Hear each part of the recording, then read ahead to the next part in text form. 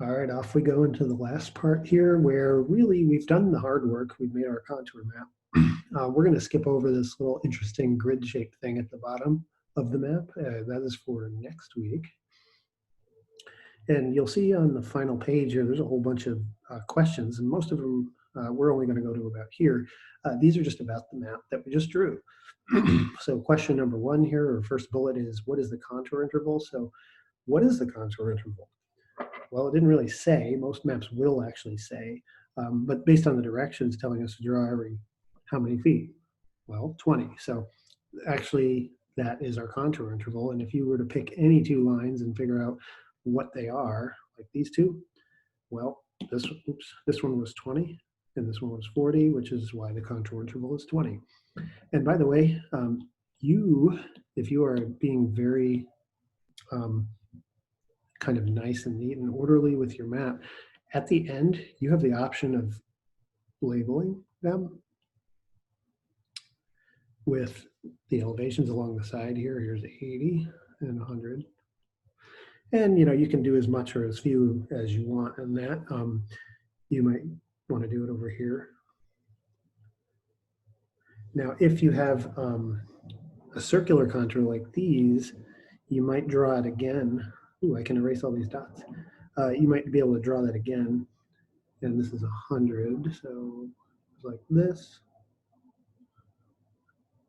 And you can leave a little gap between the lines where they would ordinarily connect. And you can just write 100 there. That is entirely up to you. That is not required, but it sometimes helps with some of the analysis of the maps that we'll do later. So again, the contour interval is 20 feet. Notice there are units attached to it. I like to write units anytime there are some. What is the likely value of the spot elevation, which is the plus sign? And usually they are labeled on a pre-made map. And in this case, it isn't. We're supposed to come up with the label. But if you remember when I drew mine, I drew the 80-foot contour. And I'm getting red out here. That went right through the plus sign. So sorry, my cat is walking on the computer, so we're just going to kind of move that over a little bit. So 80 feet is what I think the plus sign is. Now, if you drew yours a little differently, let's say you drew your contour line for 80, a little bit below where I did, which makes more sense, actually. So if yours looked more like that, well, you would just estimate what you think that plus sign is, which is a little bit more than 80 and a little bit less than 100. So you could put something like maybe 85 feet or 90 or 86. It doesn't really matter as long as you're within reason.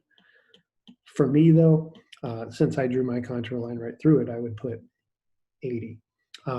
If you were even more unique and you drew your line maybe something like this, not to say that would really happen, but maybe it's like 78 feet. It just depends on where you drew your line and how you want to estimate. And I don't really mind however you want to do it. I drew mine more or less like this, so I'm going to stick with it. And it makes the number nice and round. So down below, we're just going to put 80. And so what you can put is that little squiggly symbol. That means around or approximately, and that's good enough for me. Okay, highest possible elevation at the benchmark. We did a question like this in the first part where we were going through the notes. So let's look at that. So here it is. I'm going to shade it in red here. We're looking at this general area. So like I said before, this is a hilltop. So we need to figure out what is the maximum possible elevation there. And if you remember, hilltops go like this. So if I were to draw, it looks like the last contour line I drew there was 120 feet. Maybe that happens right here on the mountaintops at 120. Well, that little triangle might be up here. It might be 125. It might be 130. We don't really know. But we can figure out the very, very maximum possible. And here's how you do that. What would the next contour line from 120 be? That might be like 140, which would occur way up here and above the actual mountain, which is not real. So you don't want to pick anything that's above 140. What's the highest whole number you can be without hitting 140? Well, that's about 139. So that's the actual answer to that question. So let's go back and put that in. So again, this is the highest possible elevation. So it's 139 feet. If you had 140 feet or 142 feet up there, there would have been another blue circle in there, but there wasn't one. So we can't do that. Okay.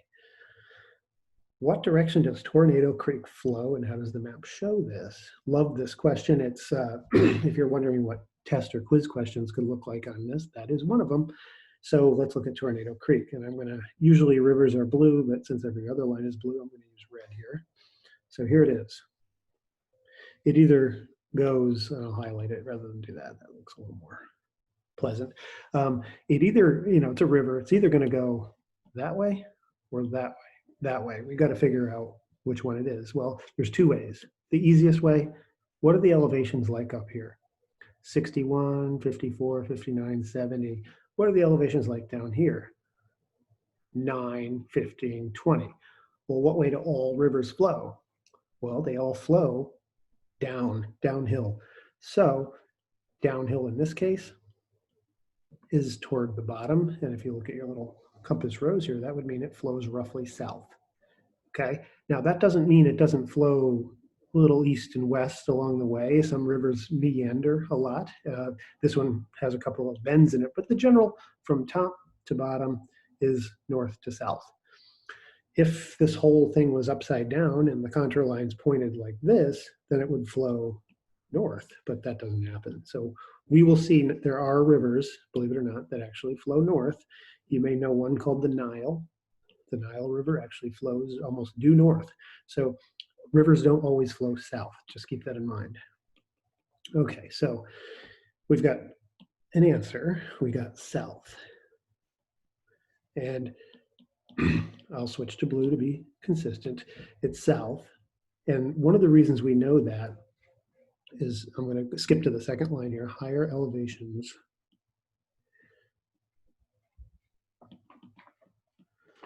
are in the north,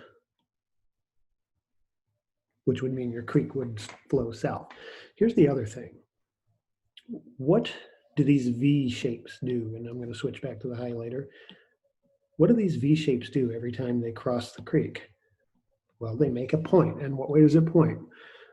Well, according to the notes, it's going to point uphill or upstream. So the way you would write that is contour lines point north, which is upstream. Okay, so there's your there's two answers to this, 1 and 2. So you could say, if I were to ask you that question, either one of those things would be right, but I definitely want you to understand those contour lines pointing upstream are important. Okay, how does the map show that the slope is steeper near location B than C? So let's highlight location B and C and talk about that. Here's B and C is way over here. So look around B. If you were to kind of just draw a line about this long, I see 1, 2, 3, 4 contour lines that it goes through, okay? And that's over near B. I can actually move that line, maybe, or just draw another one about the same length over here. How many contour lines go through that one? Well, it's only 2, which means your elevation is only going up. If you go from anywhere around C, it only goes up about 20 to 40 feet.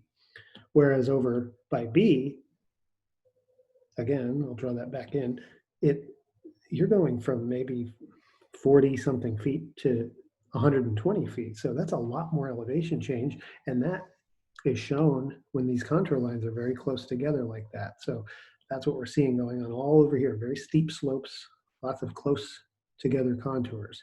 So that's what we're going to say. Let's say contour lines are closer together.